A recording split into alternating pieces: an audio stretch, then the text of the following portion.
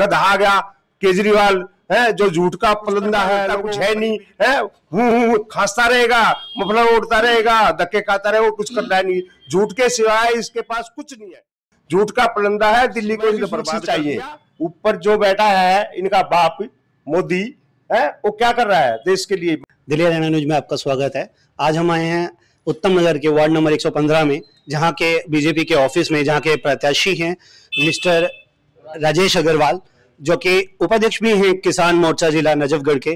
और अभी मैं यहाँ पर बैठे हुए कार्यकर्ता, जो बीजेपी के कार्यकर्ता हैं, उनसे इनके बारे में कुछ जानना चाहूंगा और आप लोगों को बताना चाहेंगे कि कैसे ये कैंडिडेट हैं और इनकी छवि कैसी है, यहाँ का माहौल कैसा है। ये सब आज इन लोगों से मैं जानकर, मैं आपका पूरा नाम जानना चाहूंगा।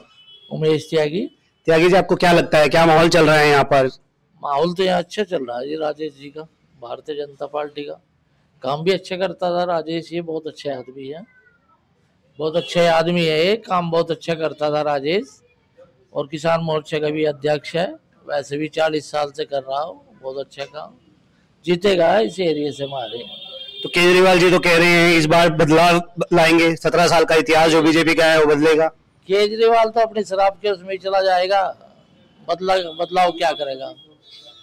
बदलाव क्या करेगा? अपना शराब के ठेके खोल लेगा, मालिश करवाएगा, जेल में स्वतंत्र जान की। और क्या करेगा केजरीवाल जी? तो सर, मैं आपका नाम जानना चाहूंगा। सुभाष चंद्र जैन। सर, आपका क्या कहना है राजेश जी के बारे में? राजेश अग्रवाल जी के बारे में हमारा ये कहना है, 50 साल से राजेश अग्रवाल जी का परिवार यहाँ पे रहता है हमारे साथ में। 40 साल हमारे को भी यहाँ पे हो गए। हमारे साथ मतलब घर जैसे संबंध और इन जैसा परिवार यहाँ आसपास में कोई नहीं है। शरीफ मत समाज सेवी, इतना बढ़िया बंदा, मतलब इसका परिवार सबसे यहाँ पे टॉप में आता है। और हम तो कहते हैं राजेश अग्रवाल बहुत पूरे बड़े बहुमत से जीतेगा यहाँ से, है हमारी ये गारंटी है। कम से कम नंदराम पार्क हमारे 170 से 7-8 हजार वोटों से हम यहाँ से जितवा के भिजवाएंगे इनको। मैं अभी पिछले 17 साल से बीजेपी यहाँ पर एमसीडी के अंदर काबिज है, और 17 साल के अंदर बीजेपी की क्या उपलब्धि आपको ऐसा लग रहा है कि लोगों को दोबारा वोट देंगे? बीजेपी के काम सारे बढ़िया से बढ़िया है। सेंटर लगा लो, स्टेट लगा लो। पहले स्टेट में काम बढ़िया थे, जब शीला दीक्षित का थोड़ा बहुत प्रभाव था। अब ये गधा आ गया केजरीवाल है, जो झूठ का पलंदा है, लोगों को फ्री बिजली, फ्री पानी है, लॉलीपॉप दे रहा है, कुछ करता रहता कुछ है नहीं है, खांसता रहेगा, मफलर ओढ़ता रहेगा, धक्के खाता रहेगा, कुछ करना है नहीं, झूठ के सिवाय इसके पास कुछ नहीं है। झूठ का पलंदा है। दिल्ली को इसने बर्बाद कर दिया है, गड्ढे चारों तरफ गड्ढे कर दिए इसने है। बिल्कुल दिल्ली मतलब ये सब लो, जहां 100% थी ना, आज वह 10% पे आके खड़ी हो गई है। इतना नाश करके धर दिया इसने दिल्ली। क्या बनाया इसने दिल्ली में? कोई स्कूल बनाए हो, कॉलेज बनाए हो, कोई रोड बनाया हो, कोई फ्लाईओवर बनाया हो, कोई स्कूल बनाया हो, या कोई मेडिकल खोला हो? बताओ क्या करे? मोहल्ला क्लीन है, पीछे देखो मोहल्ला क्लीन जाकर वो कुत्ते रोवे हैं, कुछ नहीं है। एक आध जगह दिखा दिया, वहां पर सर्वे करवा दिया, मैंने दिल्ली का ये कर दिया, मैंने दिल्ली का ये कर दिया। क्या कर दिया दिल्ली का उसने?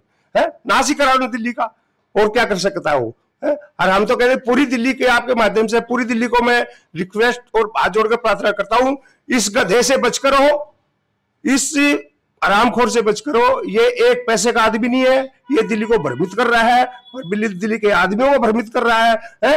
हम इससे बचकर रहोगे तो दिल्ली का बेड़ा पार होगा, नहीं तो दिल्ली को और खड्डे में डाल देगा। ये कहते हैं खड्डे, अरे कूड़े का पहाड़, अगर मेरे घर में कूड़ा है, अगर एमसीडी कूड़ा उठा कहां गिरेगी? कहां जगह है? वो ढेर ढेर कर रहा है वो। फिर भी बीजेपी गवर्नमेंट कुछ कर तो रही है, उसका खाद बना रही है, कुछ को उनको नीचे कर रही है, तो वो कर तो रही है कुछ। तू कहां गिरेगा? अपने घर में ले जा गिरेगा क्या? ये कूड़ा लोगों एमसीडी निकालती है, वो कहां गिरेगी एमसीडी? अपने घर में गिरेगी या केजरीवाल अपने घर में गिरवाएगा? मेरा सवाल आपसे था कि बीजेपी के लास्ट 17 साल के अंदर उपलब्धियां बताइए। आप केजरीवाल जी की बुराई नहीं, मुझे उपलब्धियां सुननी है। बीजेपी को जनता उपलब्धियां जानना चाहती है, 17 साल से उन्होंने क्या किया।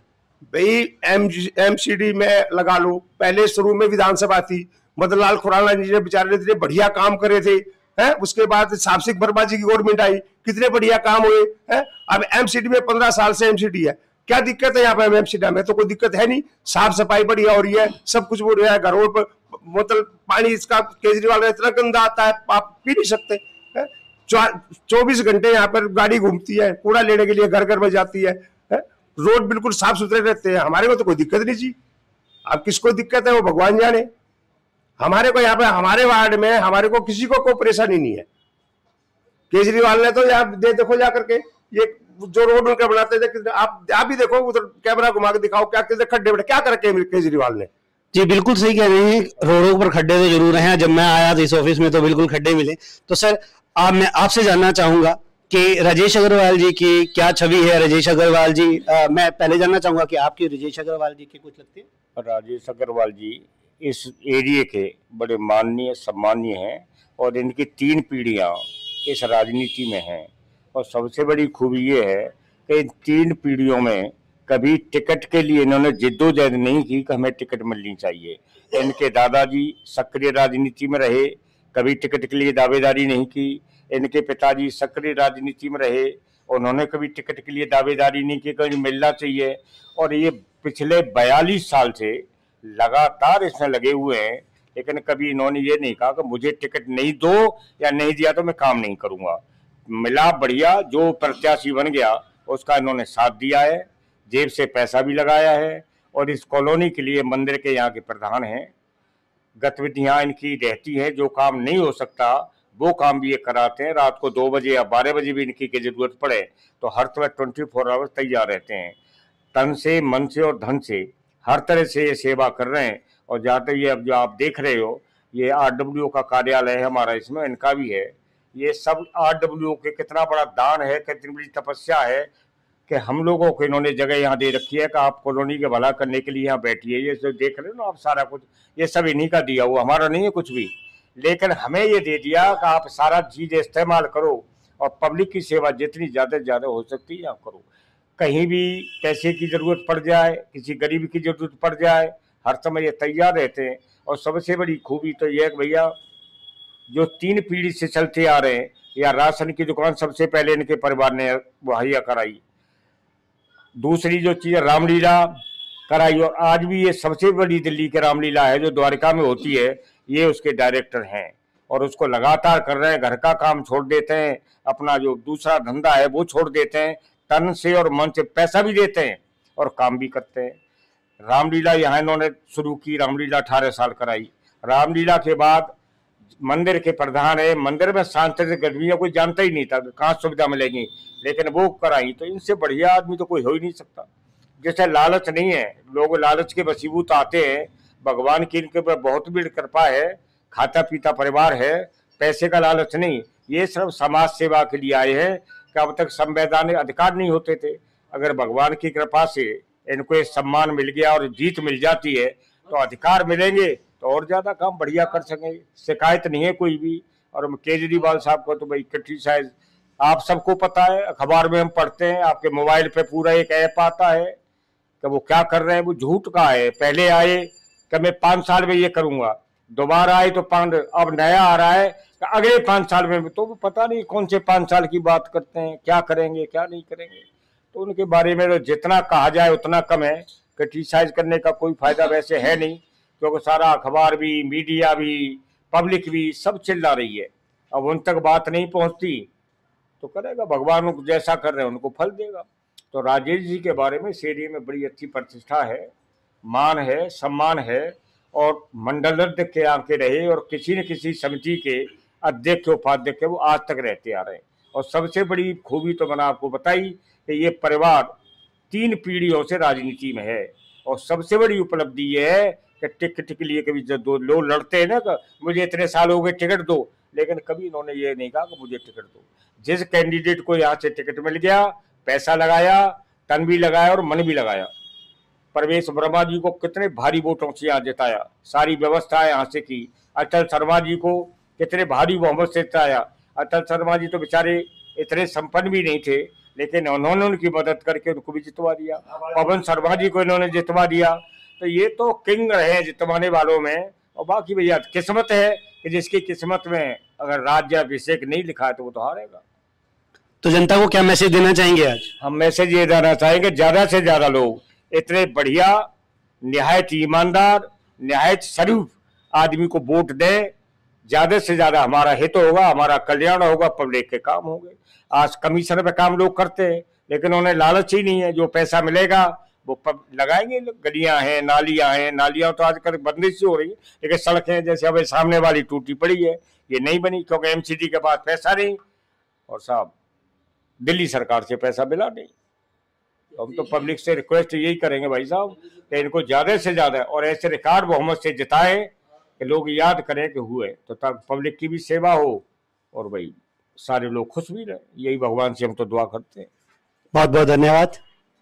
शर्मा जी, आप राजेश अग्रवाल जी के बारे में क्या कहना चाहेंगे?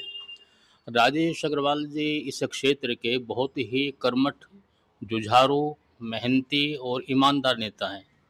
50-55 साल से इनका रेजिडेंस भी यहीं है। मैंने कितने बार देखा है, कितने ही सांस्कृतिक प्रोग्राम हैं, सामाजिक कार्य हैं, उसमें बढ़ चढ़ करके हिस्सा लेते हैं। कितना खर्च हुआ ये परवाह नहीं करते, पूछते भी नहीं कैसे हुआ क्या हुआ, तुरंत है डोनेट दे देते हैं, दान दे देते हैं। शुभ कार्यों में, अच्छे कार्यों में, सामाजिक कार्यों में जो है पक्की उससे करते आ रहे हैं। ये लोग अपने तन मन धन से जो है ना पूरा समर्पित हैं समाज के लिए। ऐसे नेता जो है, मैं कहता हूँ ऐसे जुझारू नेता जो है हर जगह होना चाहिए।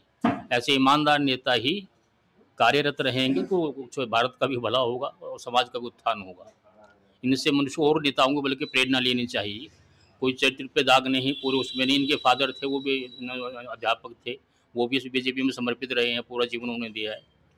कभी टिकट की ऐसी डिमांड नहीं किया स्वार्थवश के नहीं मेरे को टिकट दो, नहीं तो मैं नाराज़ हो जाऊं, दूसरी पार्टी में चला जाऊं, वो चलाऊं। लोग छोटी जो हरकतें करते हैं।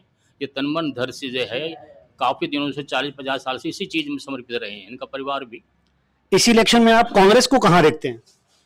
कांग्रेस को तो हम इस इलेक्शन में जीरो की तरह ही देख रहे हैं, कहीं कुछ नज़र नहीं आ रहा है।